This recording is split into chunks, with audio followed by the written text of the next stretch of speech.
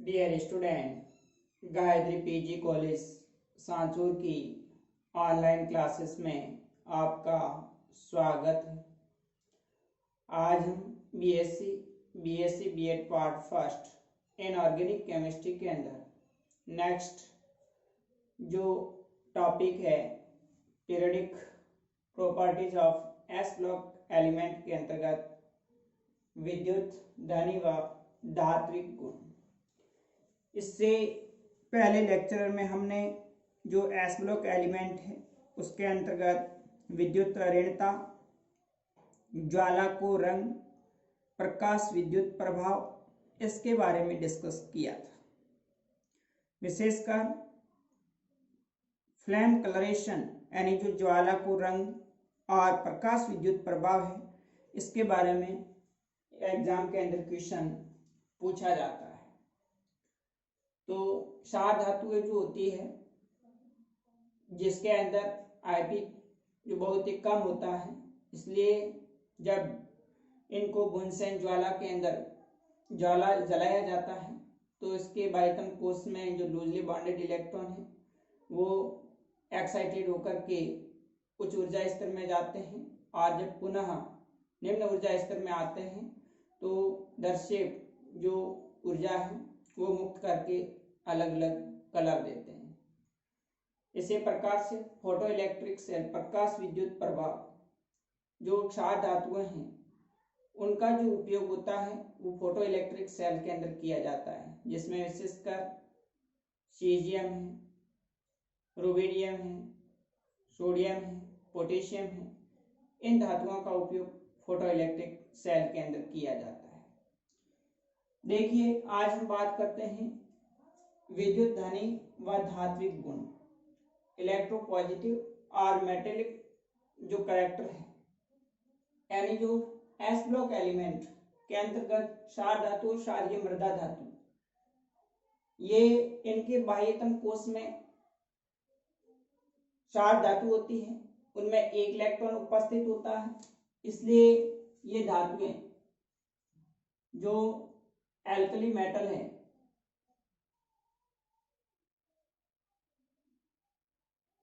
वो इजीली अपने बाह्यतम कोश में उपस्थित एक इलेक्ट्रॉन को त्याग करके धनायन बना देती है।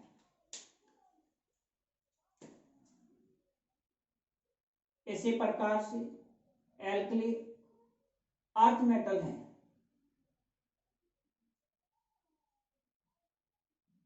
तो एल्कली अर्थ मेटल भी अपने बाह्यतम कोश में उपस्थित दो इलेक्ट्रॉन को त्याग करके M+2 आयन बनाती है। अब यहाँ पर जो विद्युत धारी लक्षण होता है वो आईपी पर डिपेंड करता है। आईपी आयनन विभव के इनवर्सली प्रोपोर्शनल होता है विद्युत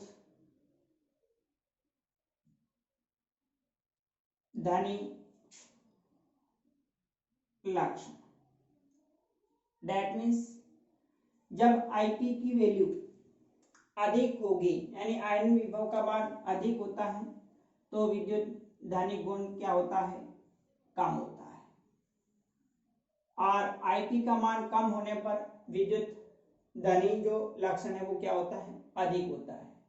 तो जो एल्कली मेटल होते हैं, क्षार धातु जो होती हैं, इन क्षार धातु lithium, sodium, potassium, rubidium, caesium, इनके बाह्यतम कोश में संयोजी कोश के अंदर एक इलेक्ट्रॉन है और ये एक इलेक्ट्रॉन त्याग करके अक्रिय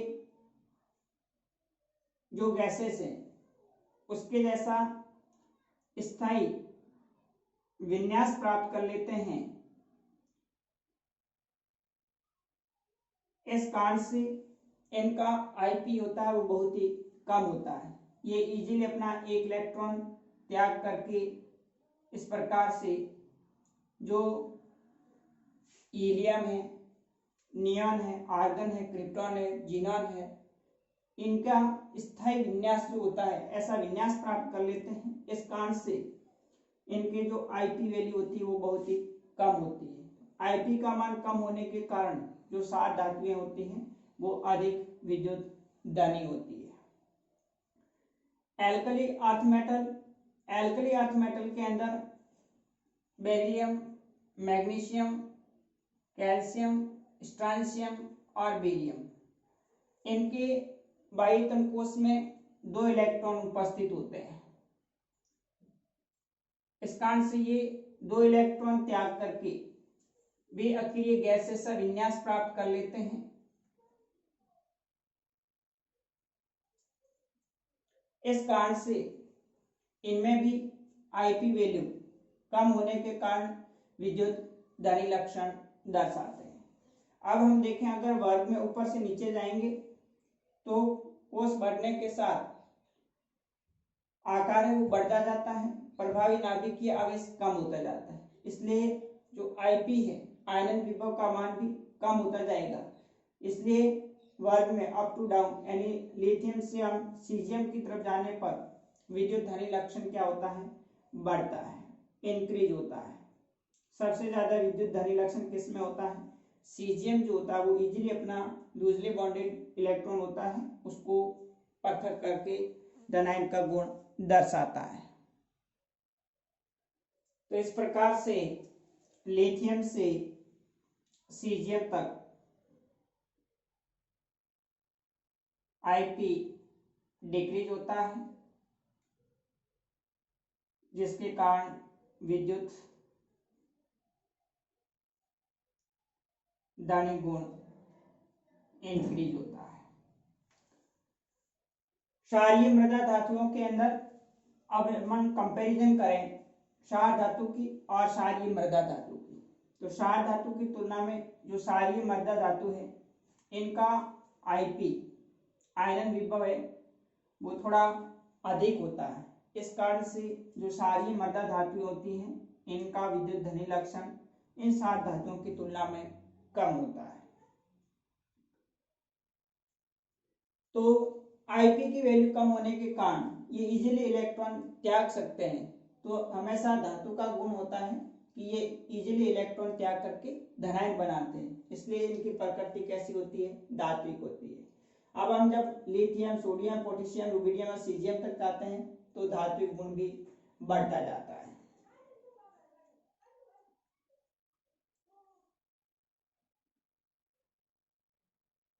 अब हम नेक्स्ट बात करें तो ऑक्सीडेशन स्टेट, ऑक्सीकरण अवस्था।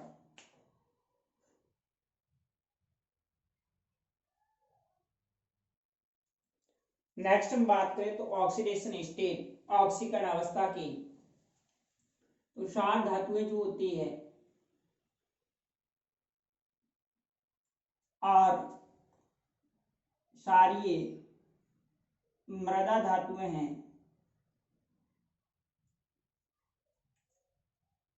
इनका जब हमने सामान्य इलेक्ट्रॉनिक कॉन्फ़िगरेशन पढ़ा था NS1 और इनका जो सामान्य इलेक्ट्रॉनिक कॉन्फ़िगरेशन NH2 था, यानी जो क्षार धातु होती है उनके बाह्यतम कोश में जो संयोजी कोश है उसके अंतर्गत 1 इलेक्ट्रॉन उपस्थित होता है, जबकि क्षारीय मृदा धातु है उसके बाह्यतम कोश में 2 इलेक्ट्रॉन उपस्थित होता है।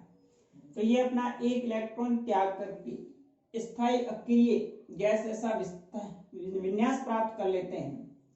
जैसे लिथियम है तो लिथियम का परमाणु क्रमांक 3 1s2 2s1, ये अपना 1 इलेक्ट्रॉन त्याग करके इनका जो विन्यास होता है वो इस प्रकार से अक्रिय गैस जैसा स्थायी विन्यास प्राप्त होता है। इस कारण से ये जो क्षार धातुएं होती है 1 इलेक्ट्रॉन त्याग करके +1 ऑक्सीकरण अवस्था दर्शाती है।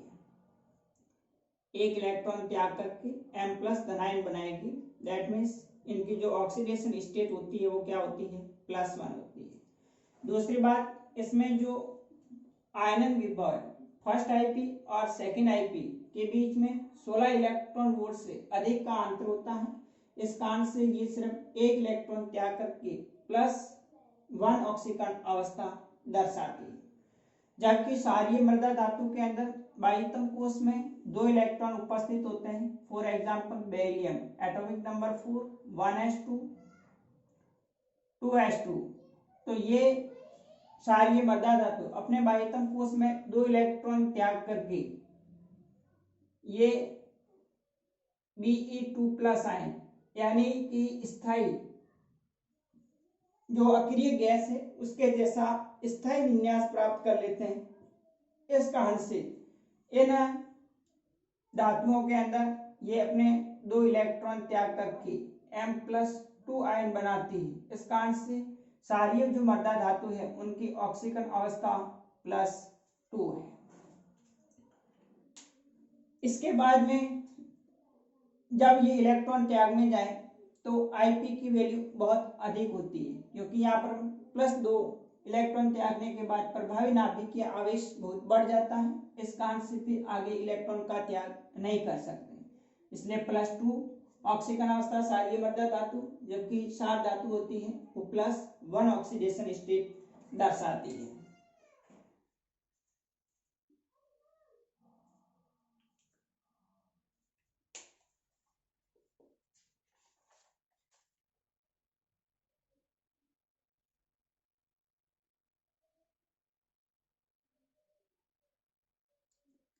नेक्स्ट है आयनों का जल योजन।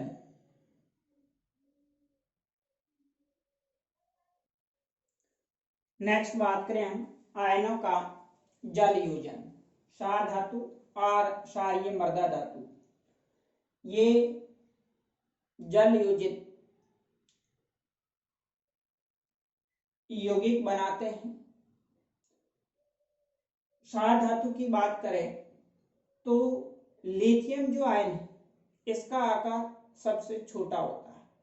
इस कारण से लिथियम आयन सबसे अधिक जल योजित होता है।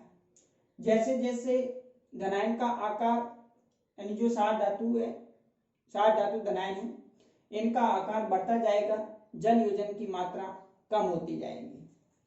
तो इस प्रकार से ये जो क्षार धातुएं होती हैं जल के साथ संयोजित होकर के LiH2O का होल N प्लस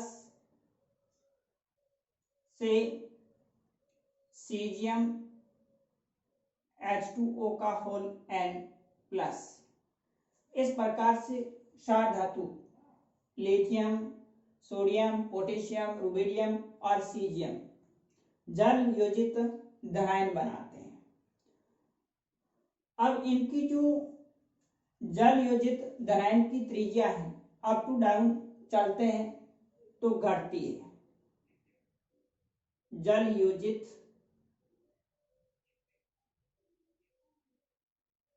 धनायन की त्रिज्या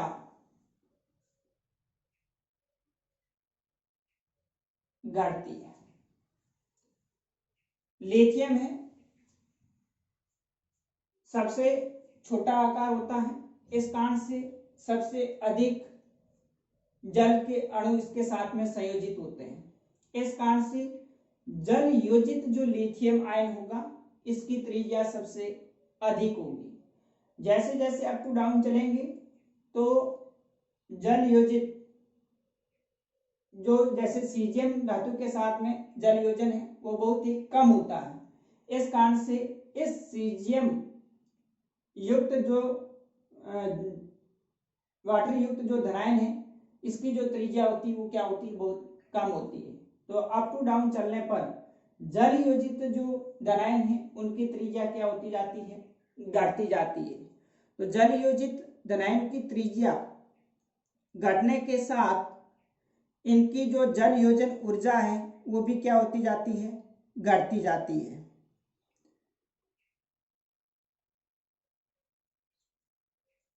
जब जल योजन की मात्रा त्रिज्या घटेगी तो जल योजन की मात्रा भी क्या होती जाएगी, घटती है। और जल योजन की मात्रा घटेगी तो फिर जल योजन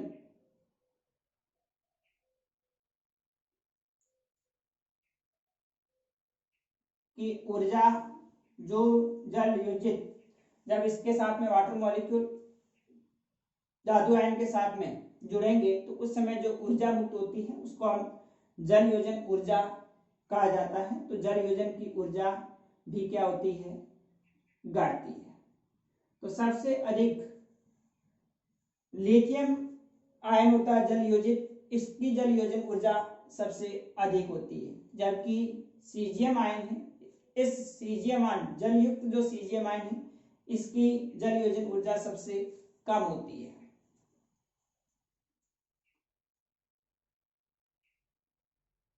इसी प्रकार से हम बात करें क्षारीय मृदा धातु, तो क्षारीय मृदा धातु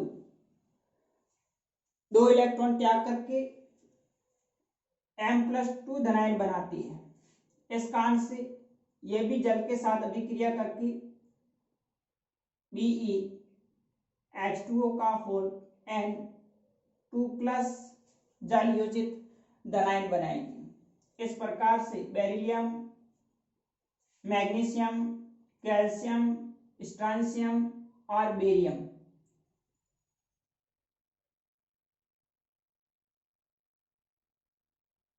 जल योजित धनायन का निर्माण करेंगे। तो यहाँ पर भी बेरिलियम का आकार बेरियम की तुलना में बहुत छोटा होता है, इस कारण से जल योजन की मात्रा सबसे अधिक होती है। इसमें भी जब हम अप टू डाउन चलते हैं तो जल योजन की मात्रा क्या होती है, घटती है।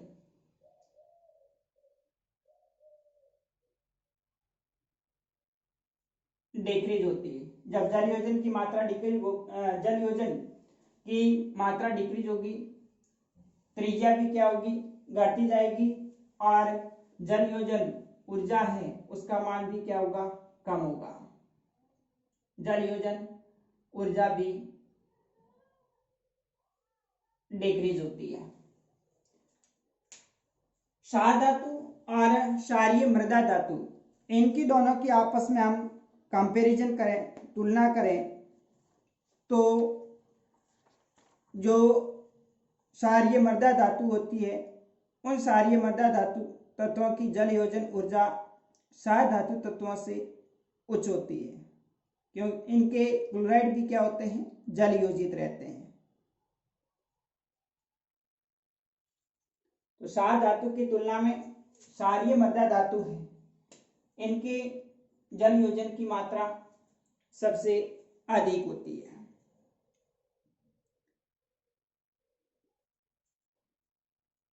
लिथियम है तो LiCl.2H2O, इसी प्रकार से बेरिलियम आयन है BeCl2.2H2O, मैग्नीशियम क्लोराइड है MgCl2.6H2O।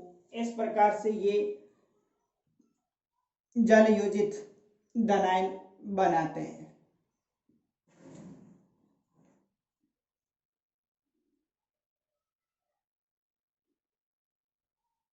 अगर एग्जाम में इस तरह से सवाल पूछा जाए कि जल योजित विलयन में आयनिक त्रिज्या का क्रम क्या होगा, तो जल योजित जो धनायन है उसमें सबसे अधिक त्रिज्या किसकी होती है, क्षार धातु के अंदर लिथियम जो जल योजित धनायन होगा उसकी त्रिज्या सबसे अधिक होगी, क्योंकि लिथियम आयन का आकार छोटा, इसके साथ सबसे अधिक जल के अणु है वो जुड़ेंगे। इस कारण से जो लिथियम जल युक्त धनायन है इसकी त्रिज्या इस सीजियम जल युक्त जो धनायन है इसकी तुलना में क्या होगी, बहुत अधिक होगी। तो अप टू डाउन चलने पर जल योजित धनायनों के अंदर सीजियम जो धनायन जल योजित धनायन है इसकी त्रिज्या वो कम होती है।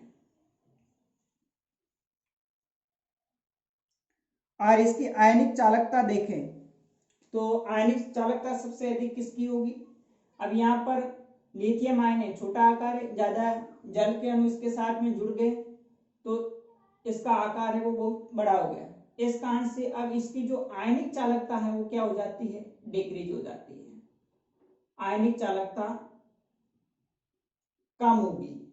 जबकि सीजियम जल योजित जो आयन है इसकी जो आयनिक चालकता होगी वो सबसे अधिक होगी, क्योंकि जल योजित जो सीजियम आयन है इसका आकार क्या होता है, छोटा होता है। इस कारण से इसके जो आयन होंगे वो सबसे अधिक गतिशील होंगे। तो यह भी ध्यान रखना कि आयनिक चालकता अगर पूछे, जल योजित धनायन के अंदर आयनिक चालकता पूछा जाए सवाल, तो सबसे अधिक सीजियम आयन जो जलयुक्त धनायन है, इसकी आयनिक चालकता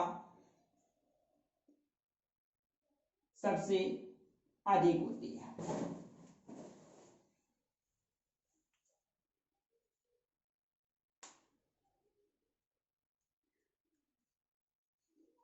अब हम नेक्स्ट अगली बात करें तो नेक्स्ट जो इसकी प्रॉपर्टीज है, परमाणविक ऊष्मा। नेक्स्ट देखिए हम बात करते हैं परमाणविक ऊष्मा, हीट ऑफ एटोमाइजेशन। तो परमाणविक जो ऊष्मा होती है,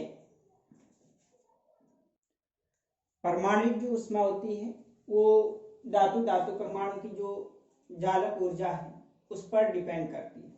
जितना ज्यादा बॉन्ड सामर्थ्य होगा धातु परमाणु के बीच में, तो उसकी एटोमाइजेशन जो एनर्जी होगी वो भी उतनी ही अधिक होती है। यहाँ आप देख रहे हैं lithium, sodium, potassium, rubidium, caesium, सार धातु और क्षारीय मृदा धातुओं के कुछ मान परमाणु ऊष्माओं के दे रखे हैं। तो किसी भी तत्व की जो परमाणु ऊष्मा है उसके जालक में उपस्थित धातु बंध सामर्थ्य का माप होती है।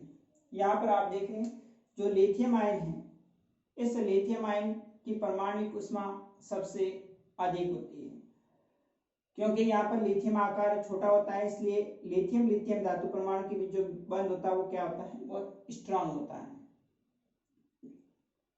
क्षार धातु के अंदर लिथियम से सीजियम की तरफ अपन जाते हैं तो परमाणु जो ऊष्मा है वो क्या होती जाती है, डिक्रीज हो जाती है। इसी प्रकार से क्षारीय मृदा जो धातुएं हैं उसमें भी आप देख रहे हैं कि जो परमाणु ऊष्मा है अप टू डाउन डिक्रीज होती जाएगी, और इस क्षार धातु की तुलना में क्षारीय मृदा धातु इनके लिए परमाणु ऊष्मा कम होती है, क्योंकि यहाँ पर जो धातु के बीच में बंध होता है वो कैसा होता है, वीक होता है। अब हम नेक्स्ट जो अगली प्रॉपर्टीज है अपचय गुण और इसकी जो केमिकल रिएक्शंस है उसको नेक्स्ट अगले वीडियोज में डिस्कस करेंगे। Okay, thank you.